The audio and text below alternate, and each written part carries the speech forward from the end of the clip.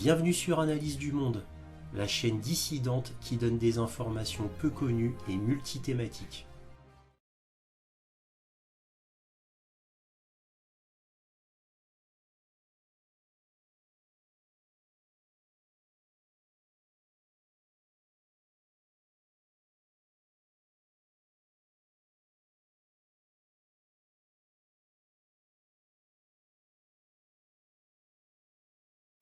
Bonjour à vous, bienvenue sur Analyse du Monde. Comme d'habitude, si cette vidéo vous plaît, un petit pouce, un abonnement, un commentaire pour me dire ce que vous en avez pensé et éventuellement un petit don, lien dans la description, cela m'aide à publier régulièrement. Merci à tous de votre soutien à Analyse du Monde, aussi appelé Réinformation sur le monde sur YouTube. Merci encore. Donc là, cette vidéo, c'est le point sur l'Ukraine du 10 juin 2023, avec comme titre « La grande offensive ukrainienne a enfin commencé ». Donc cette vidéo est exceptionnelle parce qu'elle est tellement longue, il y a tellement de choses à dire, qu'elle va être divisée en deux parties. Donc la partie 1 qui va évidemment avoir attrait aux informations générales, puisque je le rappelle, comme toujours, mes vidéos point sur l'Ukraine sont divisées en deux parties, les informations générales et la carte militaire. Donc là, même les informations générales seront divisées donc, dans ces deux vidéos, donc en deux parties. Et dans la deuxième partie, il y aura la carte militaire, bien sûr. Voilà, donc là c'était pour vous prévenir. Donc la première partie va être sur cette fameuse offensive et aussi sur le barrage de Novakarovka. Donc les dernières nouvelles et dernières réflexions. Dernière analyse, bien évidemment. Voilà, donc là je vous laisse voir tout d'abord une petite introduction concernant les offensives, c'est-à-dire avec une carte, afin que vous puissiez voir à peu près où cela se passe. Voilà, juste un aperçu très vite, afin que vous voyez à peu près où cela se situe. Et ensuite, je vais reprendre normalement les analyses. La grande offensive ukrainienne a finalement démarré le 4 juin en plusieurs axes. En fait, ça n'a pas été une seule grande offensive, mais plusieurs. Donc, quasiment simultanément sur Soledar, donc dans cette direction. L'offensive ukrainienne a été dans cette direction, ici, en direction de Soledar, ville qu'ils veulent reprendre. Ici, dans cette direction-là, sur Bakhmut, Artyomovsk maintenant, puisque la ville appartient aux Russes, donc on peut l'appeler maintenant Artyomovsk. Donc ici exactement, et ensuite sur plusieurs autres axes, comme on peut le voir par rapport à Donetsk, sud-ouest, dans cet axe-là vers Zaporijie. Alors, comme on peut voir là, les forces ukrainiennes ont attaqué d'abord sur ce front-là, et ensuite sur ce front-là. Et c'est sur ce front-là qu'ils ont utilisé le plus de tanks. Donc là, c'était juste pour vous donner un aperçu de où s'est faite ces offensives. Donc comme on peut le voir, dans l'oblast de Donetsk et dans l'oblast de Zaporijia. Alors ça, c'est la grande ville de Zaporijia, ça, c'est l'oblast. Tout ça, c'est l'oblast de Zaporijia. Voilà. Alors comme vous pouvez le voir ici, tous ces traits rouges sont les fortifications russes. Et il se trouve que dans toute l'Ukraine, c'est là où les fortifications sont les plus grandes, avec le sud qu'on ne voit pas, c'est-à-dire l'oblast de Kherson qu'on ne voit pas. L'objectif vraiment le plus important des Ukrainiens était d'aller vers Tokmak. Et c'est vraiment là où ils voulaient faire la grande percée. Voilà, c'était juste une présentation générale. J'en parlerai évidemment beaucoup plus précisément avec la carte militaire. Mais là, c'est avant de commencer, c'est pour que vous voyez où les actions se situent. Alors, les informations générales. Le 4 juin, selon le ministère de la Défense russe, une première offensive réelle de l'Ukraine dans la région sud de Donetsk qui fut repoussée, puis une autre dans la région de Zaporojye. Ces offensives ukrainiennes furent déployées sans appui aérien, sans artillerie et sur un terrain miné, il faut le souligner. Cela ressemble beaucoup à ce que font les Ukrainiens habituellement, c'est-à-dire ne jamais faire de grandes offensives, mais toujours ce que j'appelle des offensives de reconnaissance. Sauf que celle-là est beaucoup plus grande que d'habitude, alors non pas faite pour tester les défenses, car les forces déployées sont beaucoup trop grandes, mais plutôt comme s'ils voulaient percer la défense russe et voir s'ils pouvaient passer ensuite avec la grande cavalerie. Donc, et là, pour le coup, on aurait pu nommer ça une grande offensive. Donc c'est un percement d'abord, et si la percée est un succès, normalement, il y aurait dû y avoir ensuite une grosse offensive pour compléter la percée. Alors évidemment, peu importe le nombre de morts, hein, ceux qui faisaient la percée servaient de chair à canon, hein, tout juste bon à affaiblir l'ennemi. Alors cette attaque est entre une vraie grande offensive et une offensive de percement de défense. Mais pour moi, c'est une offensive de percement de défense. Alors aussi, n'oublions pas l'article du New York Times qui disait que la fameuse offensive se ferait avec environ 12 brigades, c'est-à-dire environ 48 000 hommes. Donc apparemment, vu que le New York Times a prédit à peu près tout, puisqu'ils avaient dit que la grande offensive serait imminente, ils avaient raison. Ils avaient dit que ce serait dans l'oblast de Zaporijie, ils avaient raison, bien que pas entièrement, puisqu'il y a eu aussi dans l'oblast de Donetsk. Et le fait que les Ukrainiens aient à peu près 12 brigades, c'est-à-dire environ 48 000 hommes, cela a été confirmé par Sergei Shoigu lui-même. Donc évidemment, une telle force de toute manière ne peut pas avancer de manière furtive, secrète, c'est pas possible. Donc tout ce que disait le New York Times était vrai. Donc en gros, on annonce une grande offensive, on donne quasiment l'heure et on donne la localisation. C'est merveilleux comme secret. Bon bref, pour la première offensive donc, qui s'est faite dans l'oblast de Donetsk, les Russes disent qu'ils les ont repoussés par l'aviation, l'hélicoptère et tirs d'artillerie. Le résultat fut, côté ukrainien, 300 hommes tués, 16 tanks, 26 véhicules blindés et 14 grosses voitures. Alors c'est les traductions russes en français, en gros des trucks, hein. 14 trucks. Les forces ukrainiennes donc ont fait retraite en retournant de là où ils étaient venus, toujours d'après le ministère de la Défense russe. Alors, à chaque fois, je vais reprendre ce que dit le ministère de la Défense. Exceptionnellement, Sergei Shoigu est intervenu plusieurs fois devant les caméras pour dire exactement ce qu'il se passait. C'est très exceptionnel, hein. Alors, je le répète, ce sont des rapports russes euh, avec lesquels je m'appuie. Alors évidemment, est-ce vrai, est-ce faux, je ne sais pas, je peux rien confirmer, bien entendu, mais faut toujours garder ça en tête.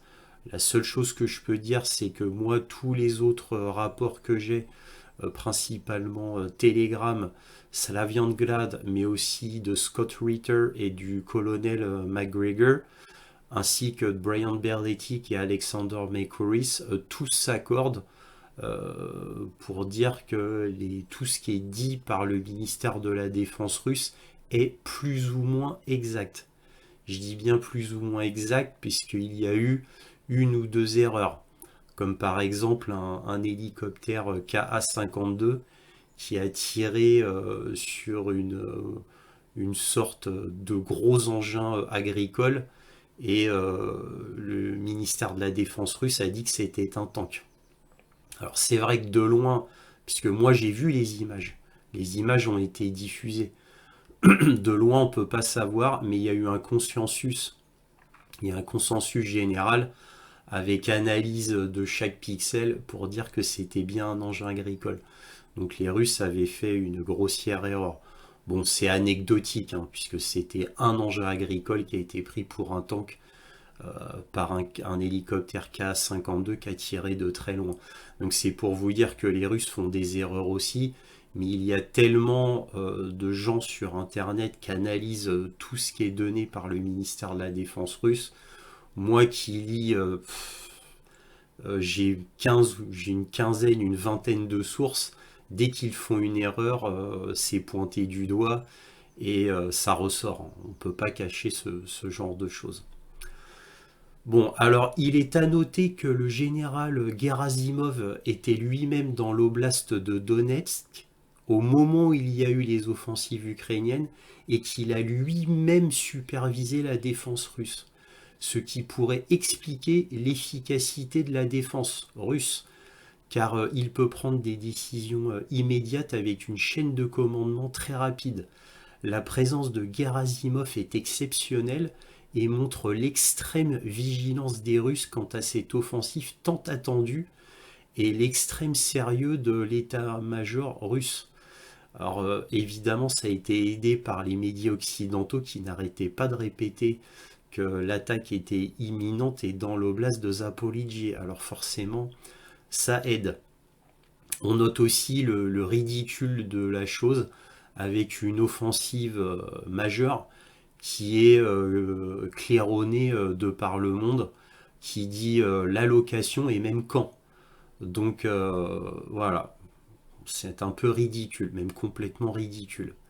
Alors d'après le Royal United Services Institute, c'est un des plus vieux instituts d'analyse du monde, institut d'analyse de la guerre du monde.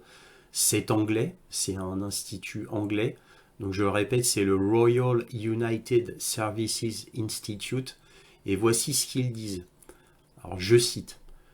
La guerre électronique russe parvient également apparemment à intercepter et à décrypter en temps réel les systèmes de communication tactique cryptés ukrainiens Motorola 256 bits, qui sont largement utilisés par les forces armées ukrainiennes. Aussi, au sein de l'état-major ukrainien, il y aurait un ou des espions ukrainiens pro-russes qui aideraient l'armée russe. Bon. Alors, bien sûr, là, je vous rapporte ce que j'ai lu, mais sans pouvoir confirmer quoi que ce soit. Là, c'est ce que dit les Anglais, donc le Royal United Services Institute. Vous pouvez aller sur leur site, hein, rien n'est caché. Mais je dois rappeler que la présence exceptionnelle, unique même, du général Valéry Gerasimov sur place, au moment même où il y a cette offensive ukrainienne, montre qu'en effet, il est fort probable que les Russes ont vu se préparer cette offensive ukrainienne par drone ou satellite, voire, comme le dit le Royal Institute, qu'ils aient intercepté des messages cryptés ukrainiens. Voilà. Alors, on ne peut faire que des hypothèses ici, mais cette dernière analyse me semble probable. Parce que pour que Valéry Gerasimov, donc le chef d'état-major, soit présent dans l'oblast de Donetsk, au moment où il y a ces offensives, dont la première fut dans l'oblast de Donetsk, c'est de trop grosses coïncidences. Normalement, un chef d'état-major n'est pas sur place avec les hommes. Alors je rappelle que, encore une fois, que cet événement est extraordinaire. Hein. La présence de Gerasimov dans l'oblast de Donetsk, c'est extraordinaire. Alors les offensives ont commencé le 4 juin, mais dès la fin du 5 juin, donc de la fin de la journée du 5, le ministère de la Défense russe a fait déjà un premier bilan. Alors là, je reprends ce que dit le ministère de la Défense russe. Et là, je vais vous lire un article de Sputnik News Africa, donc qui vient d'Afrique, vu que Sputnik est interdit en Europe. Donc, je vais reprendre ces chiffres-là. Alors, dans toutes mes analyses, je vais reprendre ce que dit le ministère de la Défense russe. Maintenant, vous y croyez, vous n'y croyez pas. Moi, je ne peux rien confirmer, bien évidemment, personne ne peut de toute manière. Mais je tenais à dire que énormément de gens, d'experts, analysent ce que disent le ministère de la Défense russe. Et quand ils disent une bêtise, cela ressort quasiment tout de suite, hein, c'est très rapide. Comme l'hélicoptère Ka-52 qui a détruit un engin agricole alors que le ministère de la Défense russe dit que c'était un tank. Bon, c'est une erreur, effectivement. Quand on regarde de loin les images, je vous l'ai déjà dit, on ne peut pas vraiment distinguer quoi que ce soit.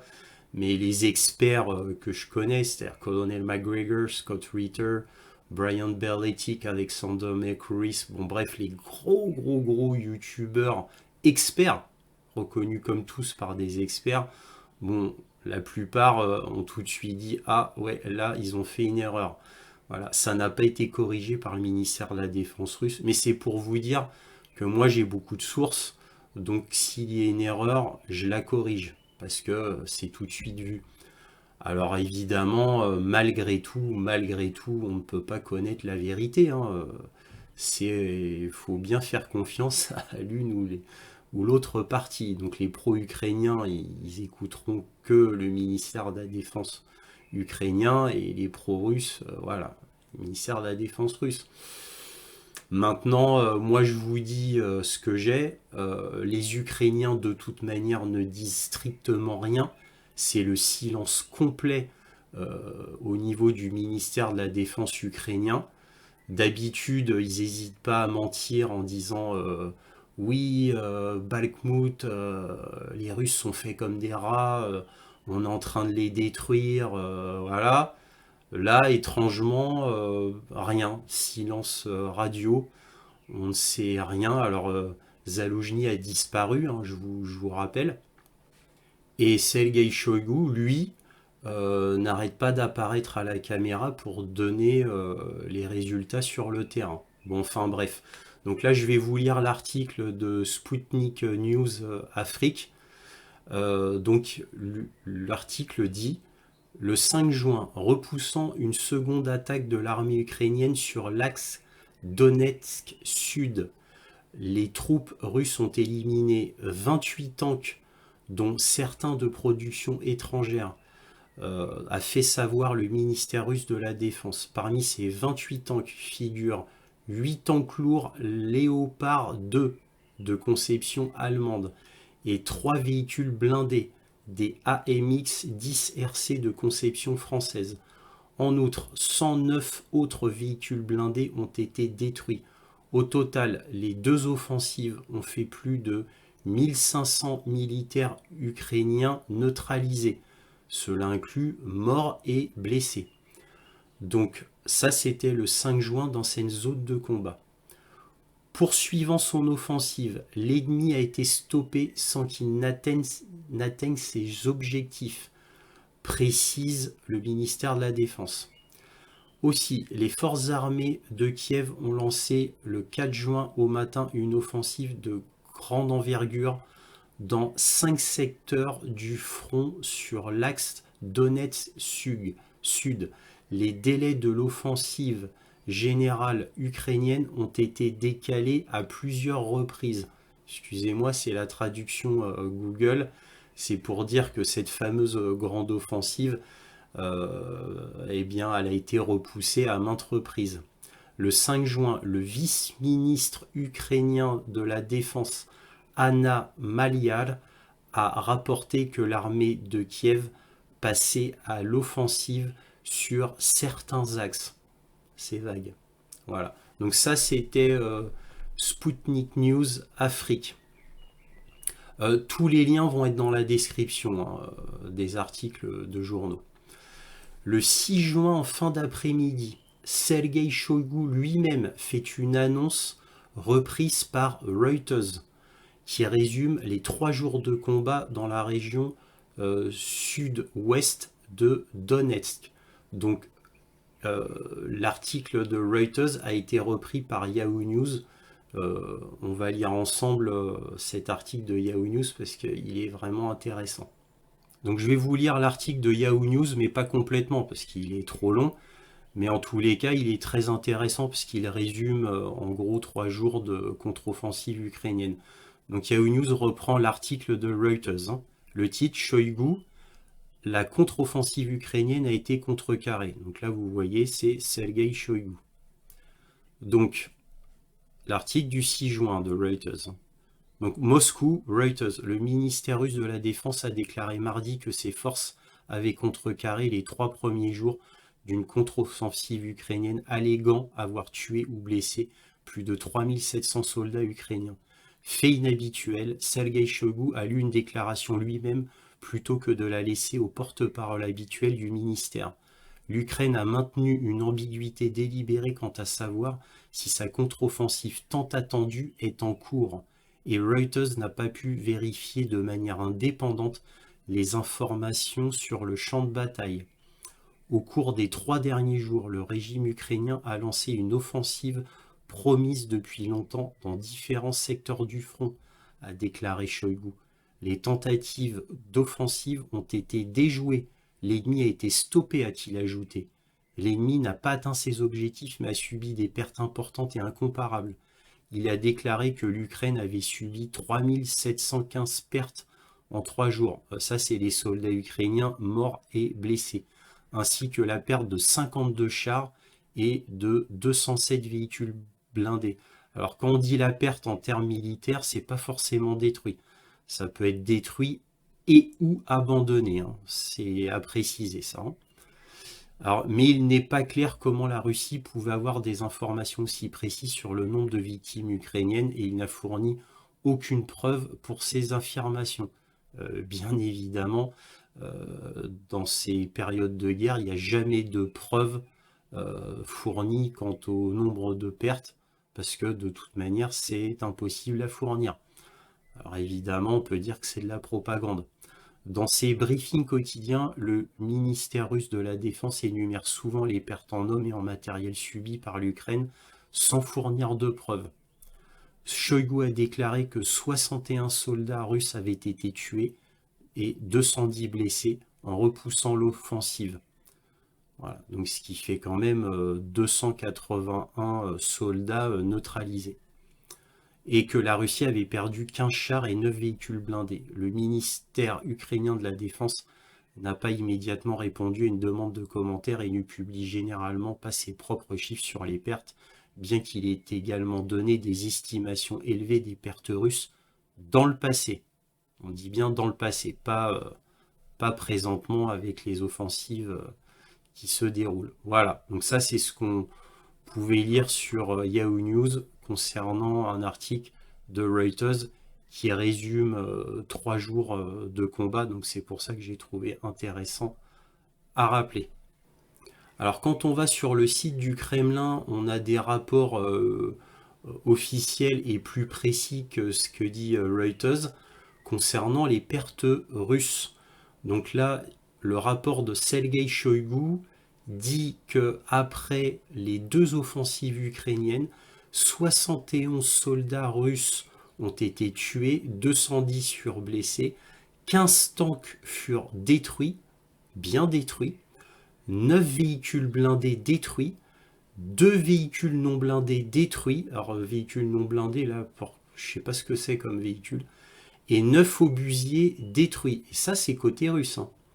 Le ministre de la Défense russe annonce aussi que le sabotage du barrage avait comme raison de bloquer la traversée éventuelle des soldats russes dans le sud, dans la région de Kherson, afin d'envoyer les troupes ukrainiennes de Kherson vers le nord pour renforcer la ligne de front dans l'oblast de Zaporojye, ainsi permettant de renforcer les troupes ukrainiennes qui ont subi de graves revers dans la région de Donetsk et de Zaporojye.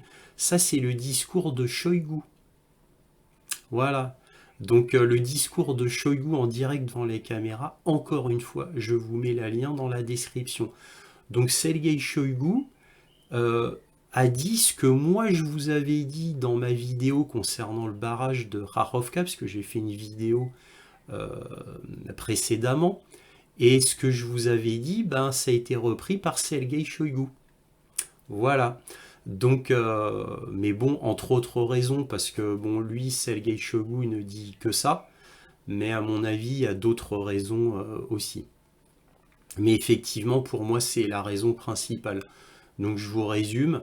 Le fait d'avoir saboté le barrage de Novakharovka, ça permet aux Ukrainiens donc d'inonder la région sud de l'oblast de Kherson, empêchant toute tentative russe de pouvoir prendre l'oblast de Mykolaïev. Voilà, donc de franchir le Dniepr. Suite aux deux échecs colossaux de l'armée ukrainienne, parce que si l'armée ukrainienne avait été vainqueur, eh bien évidemment il n'aurait pas fait exploser le barrage de Novakharovka. Voilà. Le 7 juin, une troisième offensive ukrainienne dans la même région a été un échec. L'armée ukrainienne a perdu 945 soldats, 33 tanks, 28 véhicules blindés d'infanterie, 38 véhicules blindés d'attaque et 3 obusiers Krab polonais. Alors les obusiers Krab, c'est des obusiers dernière génération.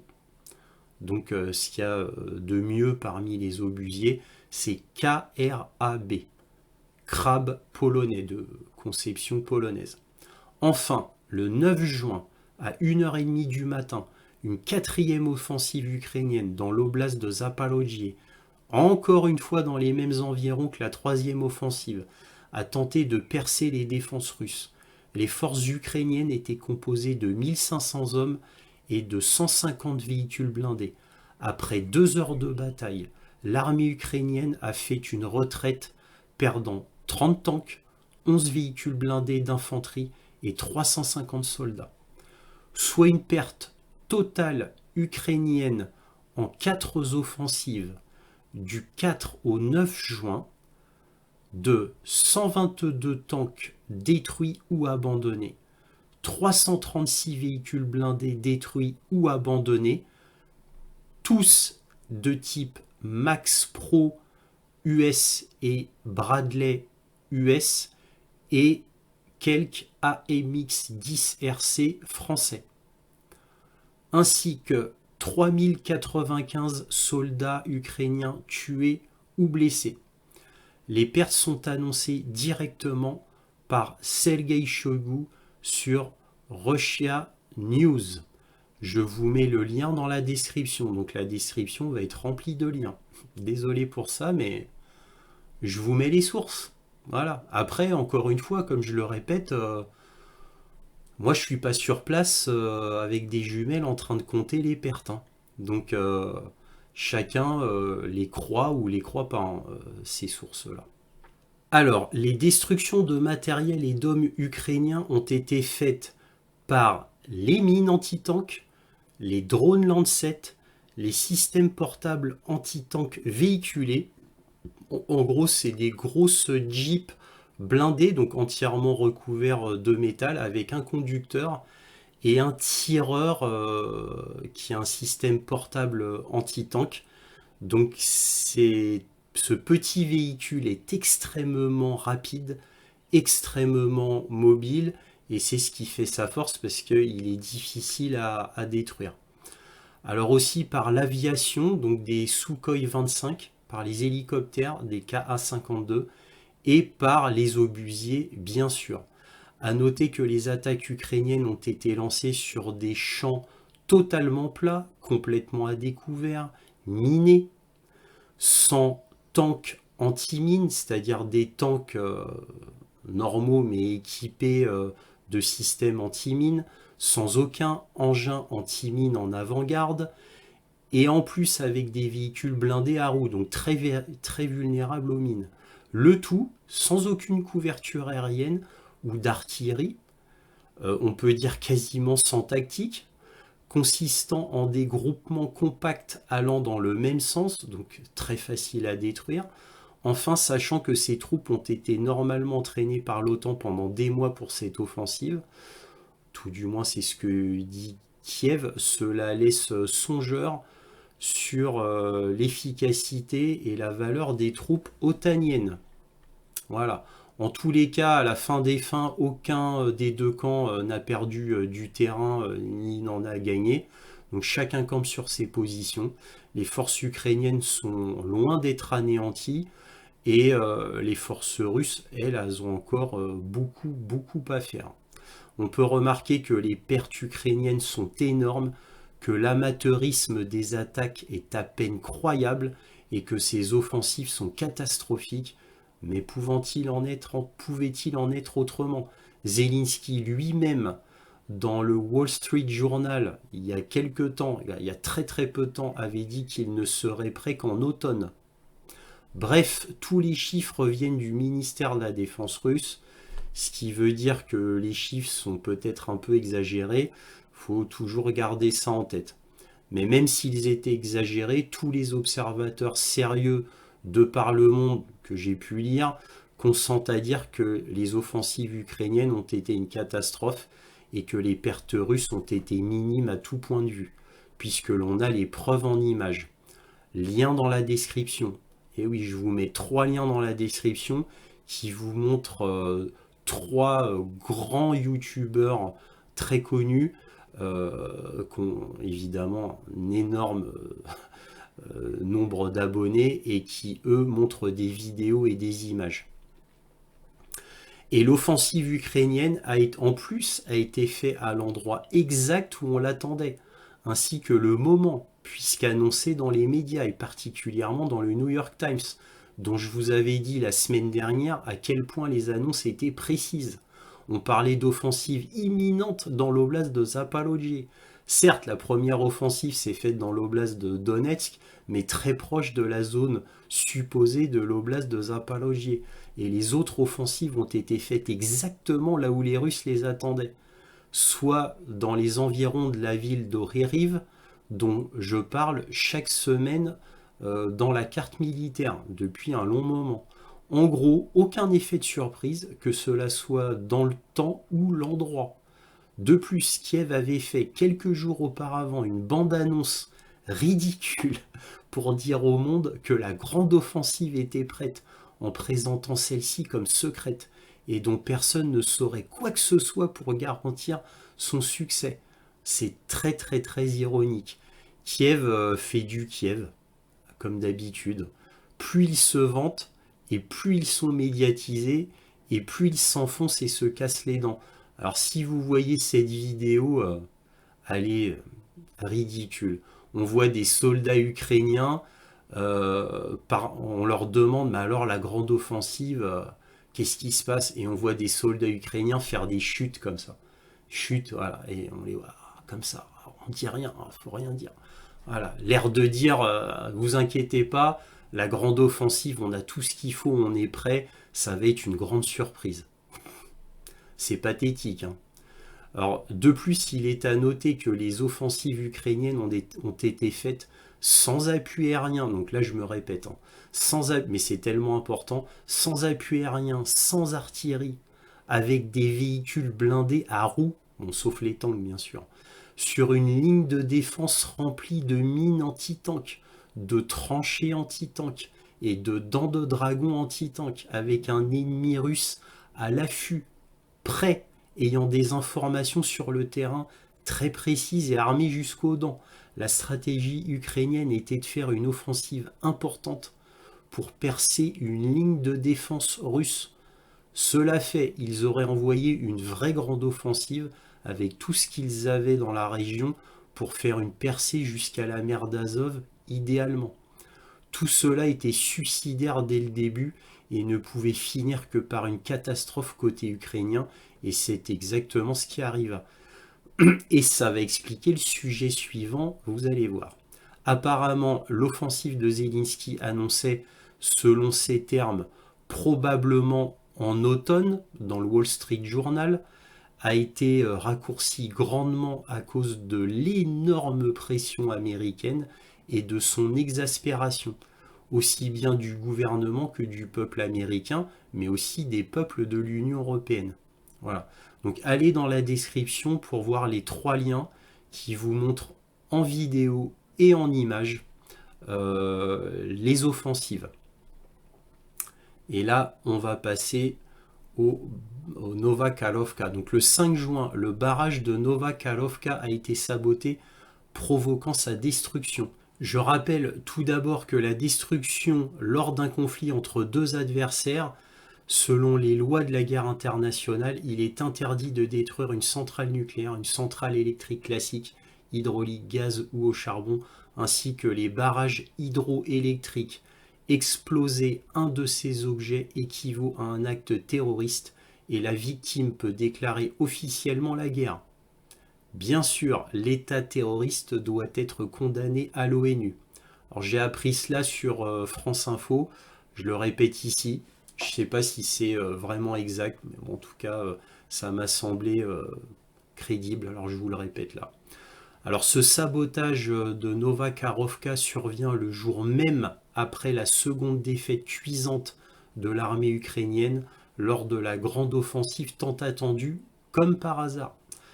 La coïncidence est bien trop grande et il est bien possible que les mines aient été placées sur le barrage par Kiev pour les faire exploser au cas où leur offensive échouerait, ce qui fut le cas. Alors, voir ma vidéo il y a 3 jours concernant le barrage pour avoir plus d'informations. Alors, à noter tout de même un problème éventuel d'approvisionnement en eau pour la Crimée. Et oui, parce que l'explosion du barrage de Nova Karlovka pose des problèmes d'approvisionnement en eau pour la Crimée. En plus, ce qui est une autre raison pour laquelle l'armée ukrainienne a fait exploser le barrage. Et là, je vais vous lire 4 articles intéressants, très révélateurs concernant cette affaire. Alors tout d'abord, un article de US News. Donc Scholz en Allemagne, la rupture du barrage de Karovka correspond à l'agression de Poutine. Olaf Scholz. Donc déjà, aucune enquête internationale. Olaf Scholz accuse directement Poutine. Voilà, c'est lui. Ensuite, Jens Stoltenberg, donc le chef de l'OTAN, condamne la destruction du barrage comme un acte outrageux. Évidemment, sous-entendu, la Russie. Puisqu'il a fait d'autres interventions où il accusait nommément la Russie. Lui, là, Stoltenberg. Ensuite, le New York Times. La Russie prévient que la destruction du barrage constitue un risque pour l'approvisionnement en eau de la Crimée. Donc là, vous voyez, là, c'est dans l'oblast de Kherson. Vous avez des images. Donc, que dit le New York Times? La destruction du barrage de Nova Karlovka posait potentiellement des problèmes pour un canal alimentant en eau la Crimée, qui est depuis des années un point de tension géopolitique entre Kiev et Moscou, ont averti mardi des responsables russes. Le canal et le canal nord de la Crimée s'étend sur environ 250 miles. Il me semble que ça fait dans les 350 km. Donc s'étend sur environ 350 km du réservoir au-dessus du barrage jusqu'à la Crimée, la péninsule de la mer Noire que la Russie a illégalement annexée en 2014. Pendant des années, il a été la principale ressource en eau de la Crimée. Mais peu de temps après l'annexion, l'Ukraine a bloqué l'écoulement de l'eau. La Russie l'a restauré après avoir envahi l'année dernière et occupé le territoire autour du canal. Donc vous voyez, le New York Times déjà donc insiste sur le fait que le Nova Karlovka, le barrage, est indispensable pour l'alimentation en eau potable de la Crimée. Et là, on a un article du Washington Post qui avait été écrit l'année dernière. Et donc là, ça a été repris par Human Events. Donc que dit le Washington Post? Donc le Washington Post a rapporté que l'Ukraine avait mené une frappe d'essai avec HIMARS sur le barrage de Karovka l'année dernière. Un barrage sur le Dniepr a été détruit mardi, inondant une grande partie de la zone où les troupes ukrainiennes russes sont engagées dans des combats. après que l'Ukraine a lancé sa contre-offensive très attendue. Le barrage était sous contrôle russe. Ah, ça, c'est à noter, hein. Et ce, depuis peu de temps après l'invasion de l'Ukraine par la Russie en février 2022. L'Ukraine a affirmé que la Russie avait fait sauter le barrage de Novakarovka et a déclaré qu'il s'agissait d'un crime de guerre, tandis que la Russie a déclaré que c'était l'Ukraine qui avait saboté le barrage pour détourner l'attention du lancement d'une contre-offensive majeure et que Moscou dit vacillante, rapporte Reuters. La contre-offensive de l'Ukraine était une préparation depuis un certain temps ciblant spécifiquement la ville de Kherson sous contrôle russe et n'était lancée que récemment. Voilà, bon blabla. Cependant, le Washington Post a rapporté en décembre 2022 que l'Ukraine avait précédemment effectué une frappe d'essai à l'aide du système américain HIMARS sur un barrage situé du côté russe de l'Ukraine le long du Dniepr à Karovka. Ils ont cité le major général ukrainien Andrei Kovalchuk. Kovalchuk a envisagé d'inonder la rivière, a rapporté le Washington Post. Les Ukrainiens, a-t-il dit, ont même mené une frappe d'essai avec un lanceur HIMARS sur l'une des vannes du barrage de Novakarovka, faisant 3 trous dans le métal pour voir si l'eau du Dniepr pouvait être suffisamment élevée pour contrecarrer les passages russes, mais pas inonder les villages voisins. Le test a été un succès, a déclaré Kovalchuk. Mais l'étape est restée un dernier recours. Donc vous voyez que Washington Post, en décembre de l'année dernière, avait déjà rapporté donc les attaques ukrainiennes, les seules que l'Occident a admises. Parce qu'évidemment, ça a été bombardé pendant 2 mois.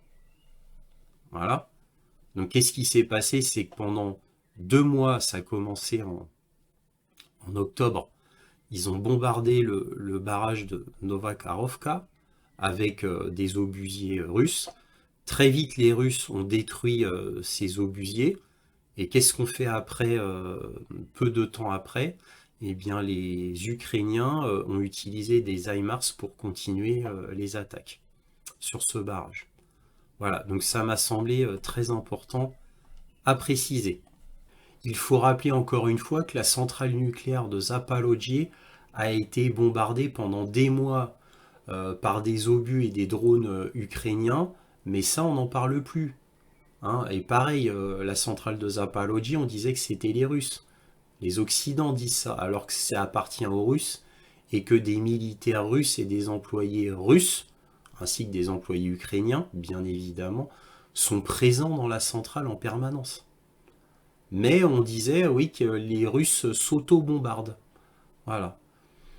Donc je rappelle ce fait-là qui est très important. Donc la centrale de Zaporijie, la centrale nucléaire, a été bombardée pendant des mois. Et que la centrale a besoin du barrage de Novakarovka pour fonctionner, pour refroidir le réacteur. Donc en gros, ces deux entités doivent être considérées comme une seule, dans le sens que l'un a besoin de l'autre. Voilà, la centrale a besoin du barrage. Voilà, donc ça c'était important à préciser. Donc en gros, c'est comme l'affaire des Nord Stream, qui ont été détruits par les États-Unis, l'Angleterre et la Norvège. Mais les médias n'en parlent jamais. Hein. Le résultat de l'enquête fait par les Suédois et les Danois, on n'en parle plus. Hein. C'est terminé. Le Nord Stream, c'est terminé. On n'en parle plus. Voilà. Donc à chaque fois, donc toutes ces infrastructures appartiennent à la Russie. À chaque fois. Et à chaque fois, on dit que c'est les Russes qui explosent leur propre équipement. Et pourquoi ils feraient exploser leur propre infrastructure? Donc là, le Novakarovka, tu vois, 1 an après qu'ils en aient pris le contrôle, pourquoi n'ont-ils simplement pas ouvert les vannes du barrage pour inonder Kherson si c'était là leur but? Pourquoi ne pas ouvrir à fond les vannes afin de laisser inonder la zone sud, la zone de Kherson? Non, faut qu'ils explosent. C'est comme les Nord Stream.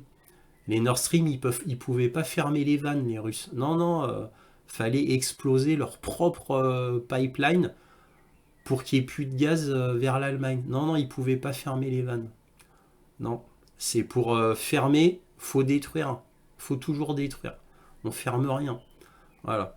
Alors pourquoi ce barrage était si bien gardé l'année dernière, si c'était pour le faire exploser? Voilà. Alors pourquoi ils exploseraient leur propre infrastructure alors qu'ils se sont précipités dès le début de la guerre à prendre ce barrage immédiatement? Pourquoi ils ont voulu immédiatement prendre ce barrage? Parce que pour eux, c'était un site stratégique qui permet de donner de l'eau potable à la Crimée et de refroidir la centrale nucléaire de Zaporojie. Voilà. Sans compter qu'il y a énormément de terres agricoles côté est du Dniepr. Donc ça servait aussi pour irriguer les champs. Voilà.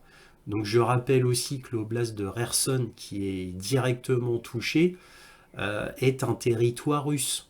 Et que ce sont les Russes qui devront remettre en état la ville de Kherson et tous les villages touchés. Hein, parce que d'autant plus que l'inondation a été presque entièrement côté russe. Et, voilà, et pas du côté ukrainien, comme par hasard. De plus, tout comme la centrale de Zaporijie, le barrage était aux mains des Russes. Donc, et ils s'en servaient. Hein, et puis en plus, ça servait de pont en même temps. Et de pont de voitures, mais aussi de pont ferroviaire. Voilà. Et c'est dans un oblast russe, sur territoire russe. Voilà. Et enfin, comme déjà dit par le New York Times, le barrage permet d'alimenter en eau potable la Crimée. Aussi, n'oublions pas le long historique des attentats terroristes ukrainiens, ne jamais oublier l'historique des coups bas de Kiev et ne jamais oublier que les Russes n'agissent jamais de cette manière. D'autant plus quand l'objet leur appartient, quand c'est leur propre infrastructure. Faut pas oublier hein, l'histoire, faut oublier l'historique des actes de chacun. Faut pas oublier ça. Hein. Donc au minimum, cela profite à Kiev pour au moins 4 points. 1. Cela permet de faire une diversion médiatique après les 2 offensives ratées au sud-ouest de Donetsk et de Zaporojie, tout comme ils avaient fait l'attaque sur Belgorod immédiatement après la perte d'Altiomovsk, c'est-à-dire Bakhmout, car n'oublions pas que médiatiquement, l'Occident ne doit pas connaître les énormes revers de l'armée ukrainienne, puisque cela remettrait en question l'envoi d'armes et d'argent qui serait donc donné pour rien, faisant d'innombrables morts ukrainiens en plus. Donc tout cela tarirait ces aides occidentales à l'Ukraine parce que l'Occident verrait que tout cela ne sert à rien. Tout ça ne serait en vain, toutes ces aides. 2. Interrompre l'arrivée d'eau potable en Crimée, ça on l'a déjà dit. 3. Empêcher d'utiliser la centrale nucléaire de Zaporojie puisqu'elle ne peut pas être remise en marche sans un barrage fonctionnel pour la refroidir. Et enfin 4. Empêcher pendant un long moment une grande offensive russe profitant de l'extrême état de faiblesse de l'armée ukrainienne. Offensive russe visant à reprendre l'oblast de Nikolaïev et d'Odessa. Donc 4 points extrêmement importants qui profitent à Kiev. Bref, nous avons là un énième événement du type Nord Stream ou centrale de Zaporojie, ridicule au plus haut point, où nous connaissons tous les coupables, mais l'Occident a été si loin contre la Russie et l'hypocrisie et le malaise occidental est si grand qu'ils doivent tout de même accuser les Russes. Ils n'ont plus le choix. Cependant, il y a des limites à tout. Et même les États-Unis, via son porte-parole John Kirby, a déclaré qu'il ne savait pas encore qui avait fait le coup, faute de preuves. Cette soudaine et surprenante prudence de la part de Washington, mais aussi de l'Angleterre, parce que l'Angleterre a immédiatement suivi, montre bien le grand malaise de l'Occident devant un éléphant au milieu du salon qu'il ne faut surtout pas voir, comme d'habitude. Et que les États-Unis sont en colère par cet acte ukrainien dont ils ignoraient apparemment la préparation. Les Russes ont fait une grande erreur ici avec le barrage en ne le protégeant pas assez, alors que c'était un équipement stratégique très important. Sa destruction est la pire chose qui soit arrivée à la Russie depuis le début de la guerre, Et les Russes sont d'autant plus inexcusables que ce barrage a déjà été bombardé l'année dernière et qu'il y a déjà eu un acte de sabotage par les Ukrainiens où ils avaient envoyé une équipe commando pour poser des mines sur le barrage, mais qu'elle avait été déjouée. Et malgré tout cela, les Russes ont dénudé la protection du barrage de Novakarovka. Donc c'est inexcusable côté russe, c'est une grave erreur stratégique côté russe. Voilà. Bon, maintenant nous allons passer à la partie 2